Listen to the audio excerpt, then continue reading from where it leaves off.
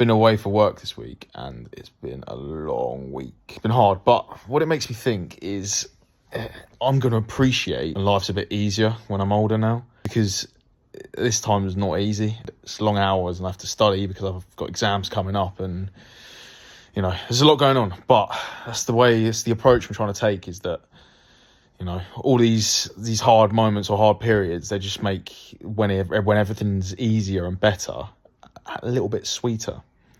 I think if you just go through life and, you know, you go from win to win, or life's just easy, you never really appreciate things. You never really get to that point where you're like, I really had to work for this, you know. And then you really appreciate it. Without that, I just think it's just a bit pointless, really, isn't it? And this is all just like first world problems. At the end of the day, I've got it easy, really. Nothing that's hard in my life is really that hard in the grand scheme of things, you know. I've always got food to eat and a bed to go sleep in, you know. It's not that bad.